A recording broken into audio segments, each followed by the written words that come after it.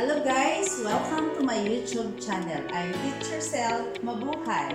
So today I'm going to discuss the different kinds of pressure food.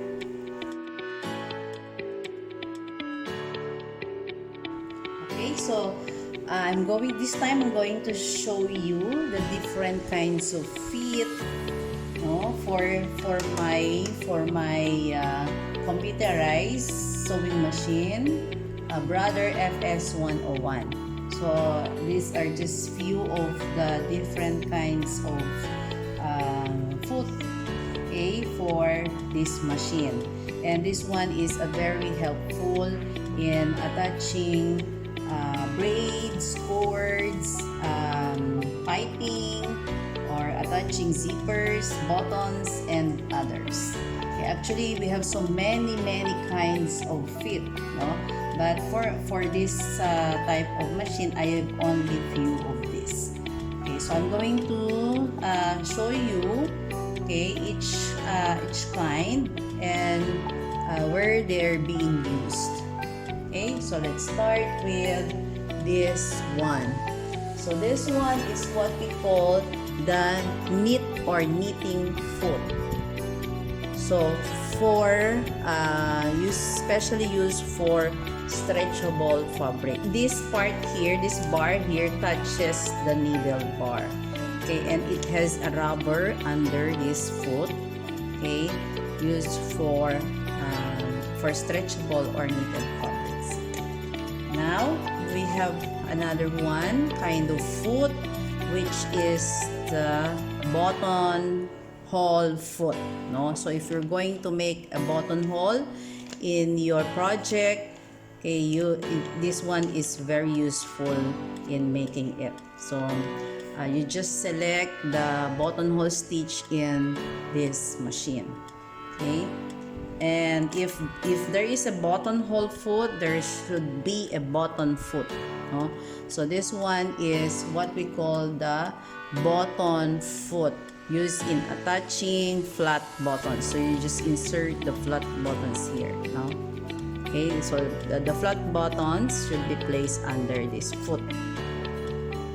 Okay, and this one is what we call the applique foot. So applique foot when we attach appliques in our project. So these are cut designs, wherein we can patch it in our project. And this one is what we call the blind hem foot. So if you're going to make a blind stitch on the lower hemline of our pants or skirts, you can use this foot here. So another one is the binding or the bias binding foot, or the bias tape binding foot. So this one, so as you can see, there are numbers here, and then you can adjust the screw here if we want a wider bias tape. So the bias tape is inserted here, and then you can start now sewing. Okay, then this one is what we call the roller foot. So there is under the foot there are rolls here. Okay, so this one also is nice when you're going to stitch elastic in your garment, so that it can easily slide. Okay, and next one is what we call the quilting foot.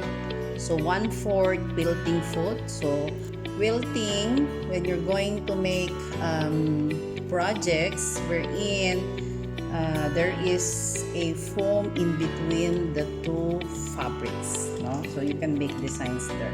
Okay, and this one is what we call the hemming foot or the hammer foot. Okay, it has a rolled part there, so you can insert the fabric here, and it automatically just assists the fabric, and it automatically folds. So this one is being used in the hemlines, of our garment. Okay, so it depends upon the width, so there are different widths of this. And there's one also is what we call the invisible zipper foot for invisible zippers. So there are two grooves here under, okay, to insert the teeth of the invisible zipper. Okay. Then another kind of foot is what we call, this one is for ordinary zipper foot. Okay. Then you have the left and the right, okay, part of the foot. You can also use this one if you don't have this invisible zipper foot, okay, you can have this one.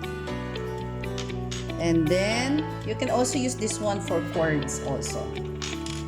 Then this one is for when you apply or when you attach sequin. Okay, sequin in your projects. So you can use this foot clasp. So there is a steel here. Okay, and it has a wider part here, hole here, so that you can have the zigzag stitches.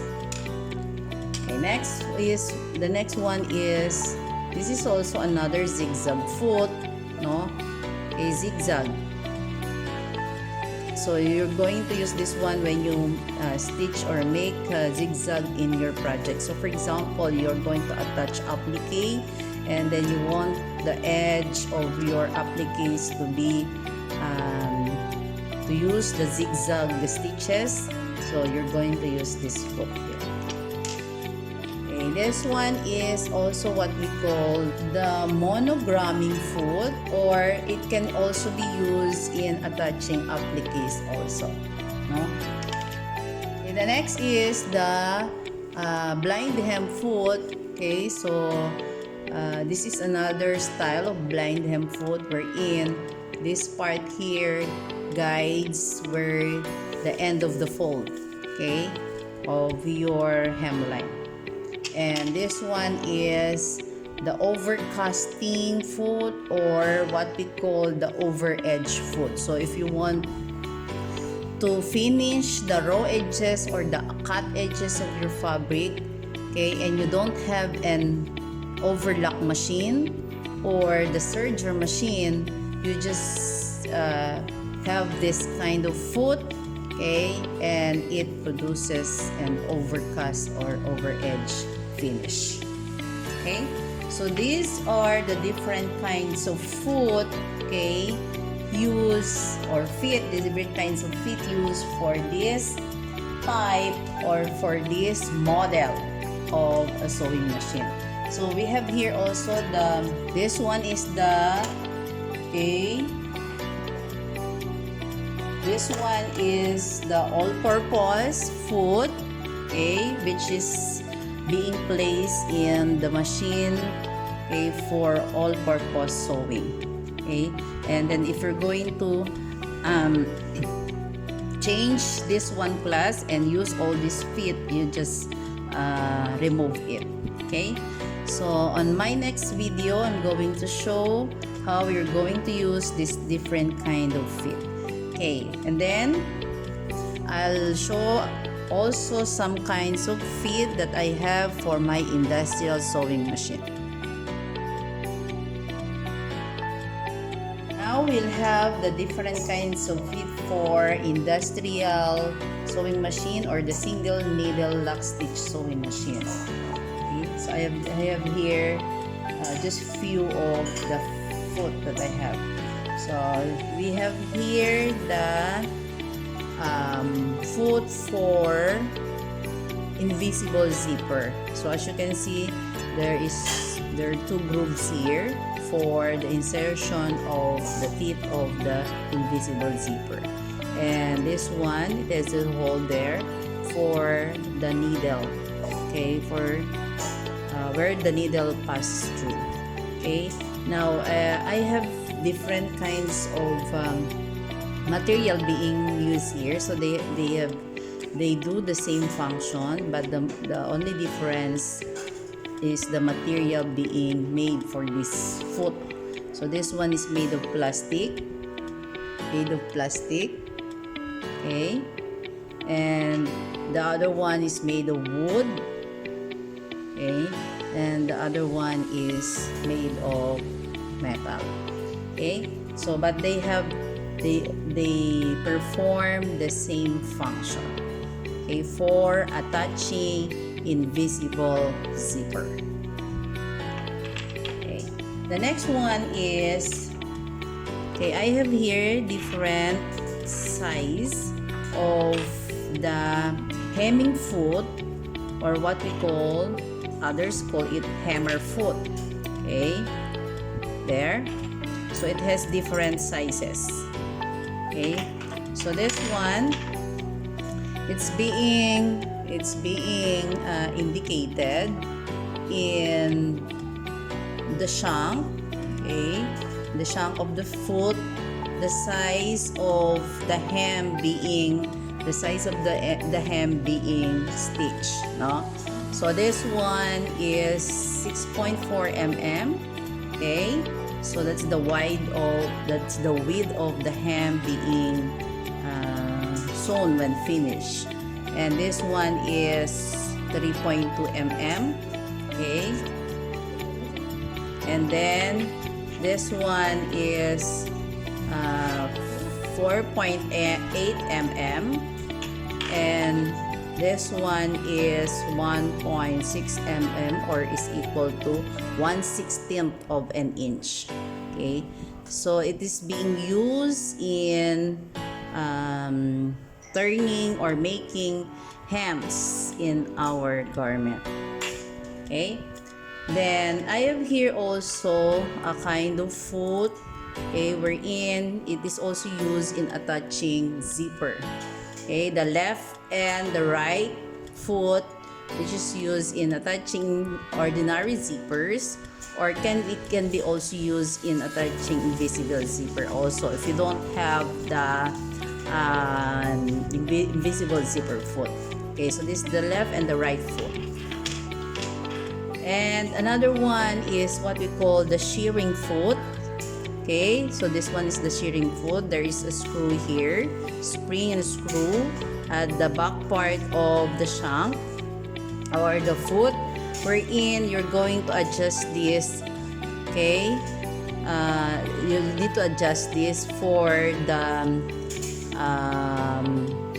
distances of the gathers or the shear it's being made on the fabric, okay. So used for gathering, this one is gathering or shearing foot. Then another kind of foot is what we call the top stitching foot, okay. So this is a compensating foot, right? So it has a mark there. It's just CR. C is for compensating, and then the R there is the right, for right, okay. So it's going to use that one for top stitching the right part of the garment. So this one is being used for top stitching, no? If you want to top stitch your project, so you're going to use this, okay. So this is 1/16 of an inch. So if you want to top stitch your project using 1/16, okay, you're going to use this foot. And another one foot for top stitching, this is the measurement, the width of the top stitches that it produces is 1/8 of an inch, okay. So those are just few of my presser fit for the industrial or the single needle lock stitch sewing machine. So those are the different kinds of presser foot for my computerized sewing machine, and for my industrial or the single needle lock stitch sewing machine. If you find my video interesting, please like, share, and subscribe. Sewing is my passion. Have fun!